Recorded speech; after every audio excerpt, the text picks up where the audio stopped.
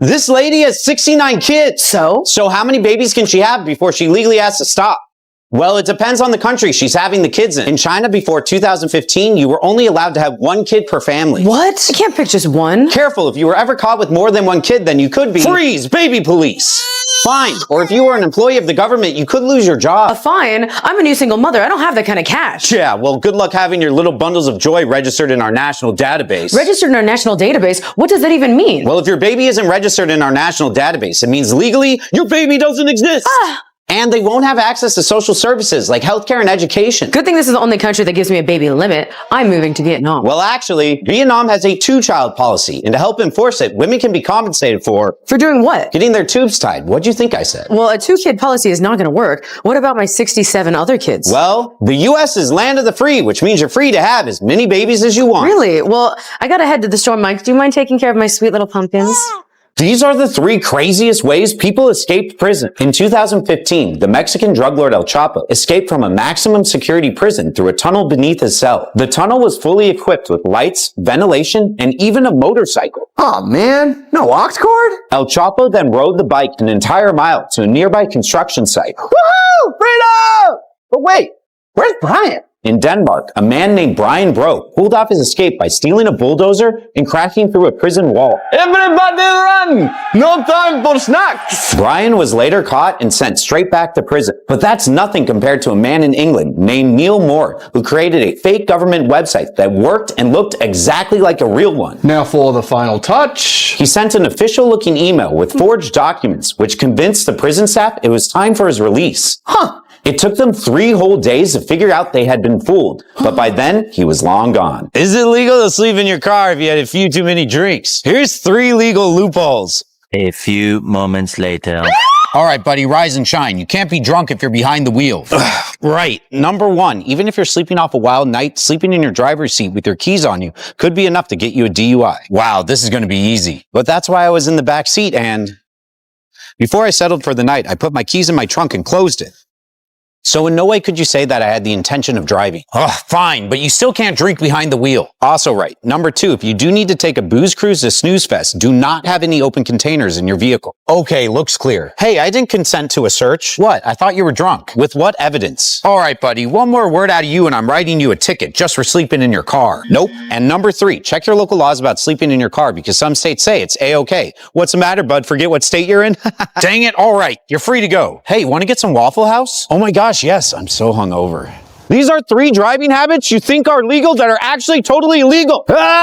In Japan, it's illegal to splash pedestrians with water from your car. Hey, this is my favorite outfit! If you do this and get caught, you could face a fine up to 7,000 yen, which is about $50 US. That driver's a dirty son of a... That reminds me. In Russia, if your car is so dirty that your license plate is unreadable, the police can pull you over and fine you. You're pulling me over for dirty car?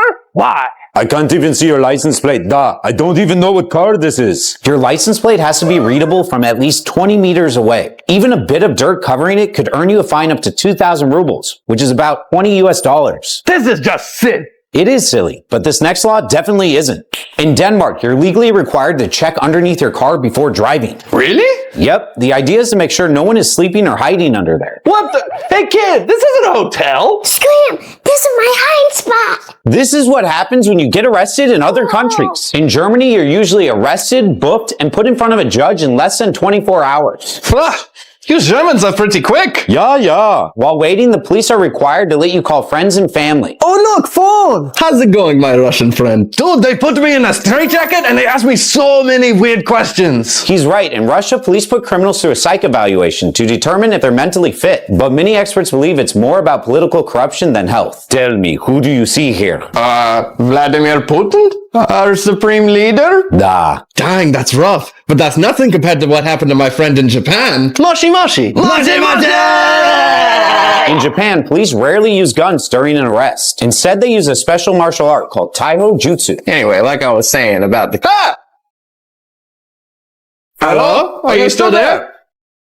In front of me are 3 crazy items people sold that made them rich. First is a chicken nugget that sold for almost $100,000. In 2021, a McDonald's customer purchased a combo meal with nuggets. The customer noticed one of the nuggets looked exactly like one of the characters from the popular video game Among Us. After freezing and vacuum sealing the nugget, it was uploaded to eBay for just 99 cents. 1 week later, the listing ended with a bid of $99,997. That product was pretty crazy, but what's even crazier is the guy who sold ad space on his forehead. In 2005, a man from Omaha needed money, so he decided to sell the space on his forehead on eBay. The company SnoreStop won the listing with a final bid of $37,375. But none of those compare to the person who tried to sell a jar with a ghost in it. In 2003, an eBay seller named TJ101 had enough of a ghost that had been haunting, so he decided to try and catch the ghost in a jar and upload it to eBay. In the listing, he claimed that all sales are final and that he would not be held responsible if it escaped. The listing quickly blew up and ended with a final bid of $55,000. Unfortunately, the buyer never ended up sending the money. If you find oil on your land, can you keep it? Oh, baby! Oh, honey, we're rich! Yeehaw! Whoa there, just because you found oil doesn't mean you're instantly rich. Who you think you are? That is black gold. That's instant money, right? Well, it depends on where you live. In some places, you only own the surface of the land, not what's underneath. Wait, so someone else might actually own our oil?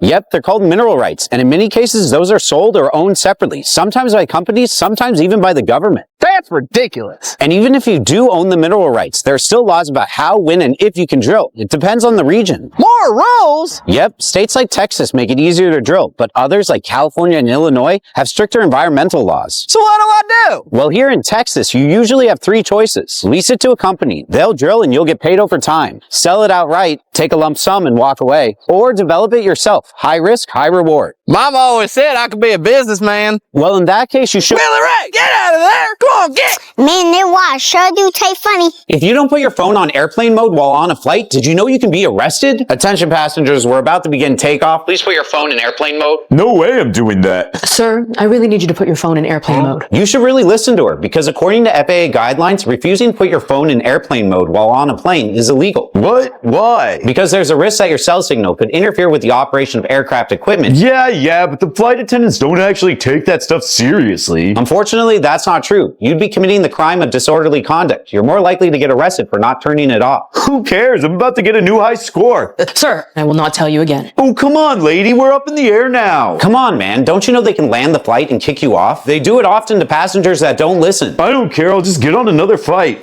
Don't be so sure. You could be given a misdemeanor charge and prevented from flying in the near future. Man, America is so strict. America is actually really relaxed about this stuff. In China, a man was put in prison for 5 days. Okay, you made your point. I'll turn on airplane mode. Okay, good. I can finally get some sleep. 3 things liars always say. Hey, did you eat my sandwich? Ate your sandwich? Of course not. Why'd you repeat the question? Why did I repeat the question? Not because I'm lying. Liars stall by repeating the whole question. Hey, did you drink my tea? Would I really do something like that? That's not an answer. Liars avoid the question by talking about their character. Look, man, I'm tired of your food-based lies. Not lies. I always tell the truth. Really? Always is a pretty strong term. I never lie. Never? Trust me, bro. You literally just stole the food from my hands. I have no idea what you're talking about. Liars will exaggerate and use phrases like always and never. This lady has 106 dogs. So? So how many dogs can she legally own before she has to stop? Well, it depends on what country she lives in. In the Maldives, dogs are completely banned.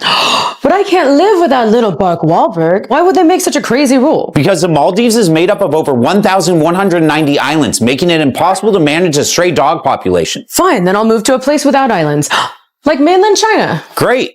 Dogs are allowed in China. But if you're in a city like Beijing, your dogs have to be under 35 inches tall and can't be aggressive. Otherwise, they'll be taken away from you. Mutt Damon wouldn't hurt a fly, so that's perfect. Great, but I hope you aren't thinking about getting your puppy as a friend. Because a lot of Chinese cities like Beijing and Shanghai only allow citizens to have 1 dog. Well, I want more dogs than that, so I'm staying in the United States. Okay. But if you live somewhere like Houston, you're only allowed 3 dogs, 4 for Los Angeles. Is there anywhere I can have lots of dogs then? Yes. If you live in a rural area outside of the city, you likely can have more dogs, provided they're given enough shelter, food, and water. All right, well, there's one more dog I'd really like to get my hands on. Here's how to know if your parents have been in your room. First, to make sure you're not just paranoid, use a paper trick. Just wedge a small piece of paper between the door and the frame. When you come home later, check to see if the piece of paper is still there. If it's still there, no one opened your door. But if it's gone or on the ground, then someone might have been in your room. Very interesting. But to be sure, use a powder trick. First, wipe down common surfaces your parents might touch, like your desk, dresser, and doorknobs, to remove your own fingerprints. When you come back, sprinkle something fine, like baby powder, over the surfaces you want to check. If you see fingerprints, it means someone has definitely been in your room. I knew it. But how do you know if they took something? Before you leave, take a quick picture of your desk, or anywhere you tend to leave stuff lying around. When you get home, compare your desk to the photo. Note exactly where everything was placed and if anything has moved. My chocolate! Mom! Oops. 3 scams tourists always fall for. In Mexico, watch out for the tourist tax. Tourist what now? Some restaurants have 2 menus, one with normal prices for locals and another with higher prices for tourists. So I just always have to pay more? Not if you eat where prices are shown on a board behind the counter. That way they can't give you a different menu. Good idea. Speaking of good ideas, never play the hammer game in Thailand. At some bars, the bartender will drive a nail into the table in one hit, then challenge you to do the same. If you win, free drinks. But if you fail, you have to buy one. I got this. Hand me the hammer. Wait, how's this a scam? They've practiced this trick hundreds of times. It looks easy, but it's really not. That's it. I'm out of here. Someone get me a tuk-tuk. Wait, watch out for the tuk-tuk scam in Southeast Asia. Tuk-tuk scam? A normal tuk-tuk will take you straight to your destination, but some tuk-tuks will operate cheaper fare if they take you to a friend's shop first. No need to buy, my friend. Just look what my friend's selling and then we'll leave. Sure, why not? Once you're inside, they'll pressure you to buy overpriced jewelry and souvenirs. But what if I refuse? Then suddenly your cheap ride isn't so cheap anymore.